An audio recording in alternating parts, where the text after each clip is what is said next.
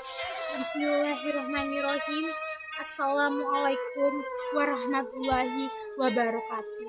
Puji syukur kita panjatkan kepada Allah Subhanahu wa Ta'ala yang telah memberikan kesehatan dan kesempatan sehingga pada kali ini saya dapat memaparkan ceramah tentang janganlah lalai dan menganggap remeh ibadah sholat. Saya ingin menyampaikan nasihat dari ulama untuk kita semua yang pernah meninggalkan sholat atau yang sampai saat ini masih meninggalkan sholat dan mereka meremehkan ibadah sholat. Para ulama menjelaskan masih banyak sekali ayat dan hadis-hadis tentang ancaman dari Allah pada orang yang meninggalkan sholat. Bahkan kalau kita membaca di dalam rukun Islam, sholat itu termasuk rukun kedua setelah syahadat. Artinya akan ditolak Islam seseorang meskipun dia sudah mengatakan asyhadu alla ilaha illallah wa anna muhammadar rasulullah, tetapi dia tidak melaksanakan sholat secara sengaja. Dia masih meninggalkan sholat dengan sengaja tanpa uzur yang diperkenankan. Bahkan di dalam Al-Quran Allah berkali-kali memberikan kalimat ancaman, diantaranya fawailul li alladzina hum al-salah timsahun, celakalah orang yang sholat, yaitu orang yang lalai dalam sholatnya. Apa maksud lalai di dalam sholatnya? Ya, udah sholat tetapi sholatnya asal-asalan. Orang yang sholatnya tidak khusyuk, orang yang sholatnya terkadang dilakukan, kadang ia tinggalkan. Orang yang sholatnya buru-buru dan tidak memenuhi rukun. Orang yang sholatnya nggak benar wudunya atau bersucinya. Bagaimana lagi dengan orang yang tidak sholat? Makanya Allah menggolongkan di antaranya ciri-ciri yang paling jelas terhadap kemunafikan seseorang adalah dia malas dalam ibadah sholat.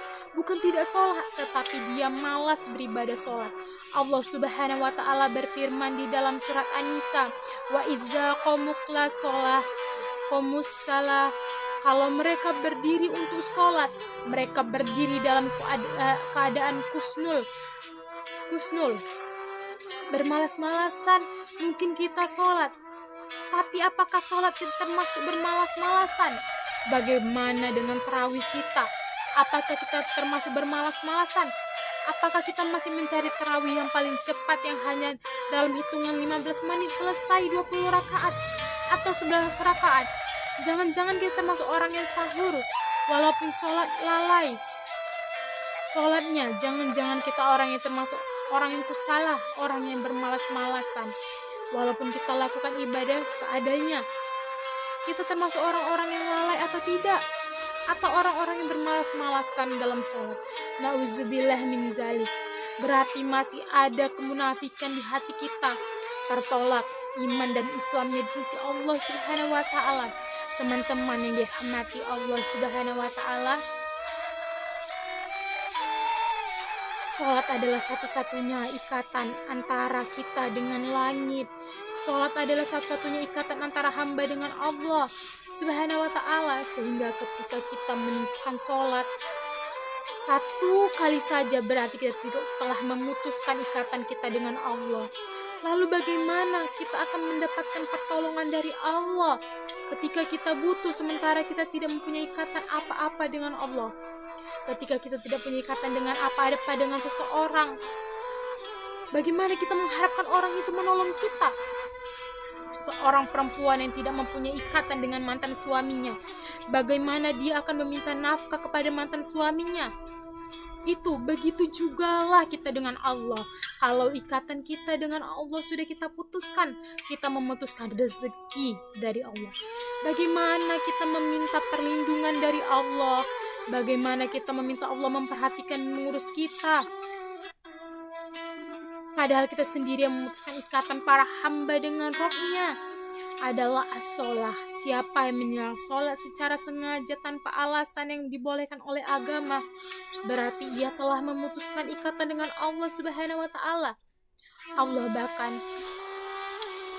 Allah bahkan para ulama sampai berpendapat, seandainya seseorang meninggalkan sholatnya sampai akhir hayatnya. Maka ketika dia meninggal, dia tidak boleh dikuburkan di kuburan kaum muslimin jika dia tidak boleh disolatkan oleh ulama kaum muslimin, kecuali hanya oleh keluarganya sendiri. Bahkan ketika dia masih hidup, dia tidak melakukan ibadah sholat secara sengaja atau meninggalkan sholat secara sengaja dalam waktu yang lama, maka ulama mengatakan istrinya harus minta cerai kepada suaminya. Seandainya itu suaminya, dia harus menceraikan istrinya. Kenapa tidak halal bagi seseorang perempuan mukminah menikah dengan laki-laki yang meninggalkan sholat?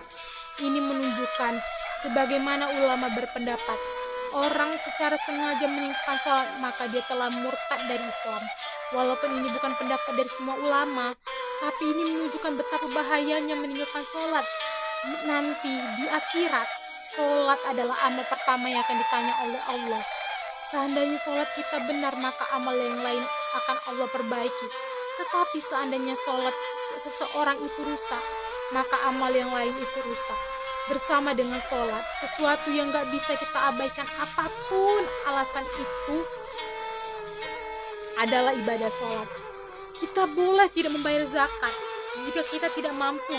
Kita boleh tidak haji jika kita tidak mampu.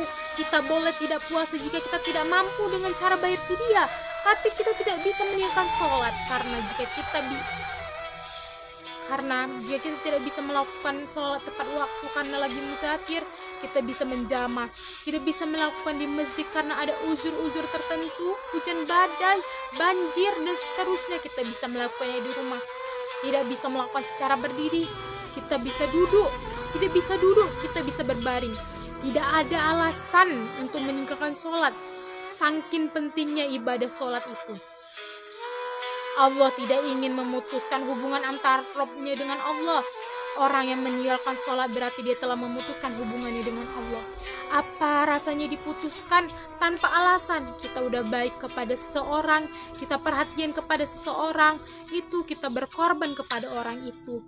Kita berikan semua hak orang itu, tetapi tiba-tiba dia mengajak kita putus tanpa alasan. Gimana perasaan kita? Begitulah perasaan Allah ketika hambanya memutuskan hubungan dengan Allah dengan cara meninggalkan ibadah sholat. Padahal Allah selalu memberikan kebaikan dalam hidup, kemudahan dalam hidupnya.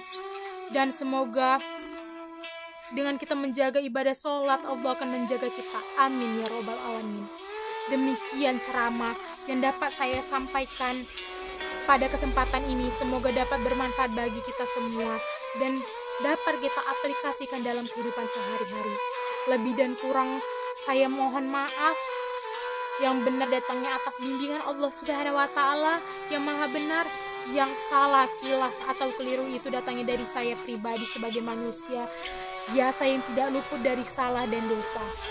Sekian dari ceramah saya, terima kasih.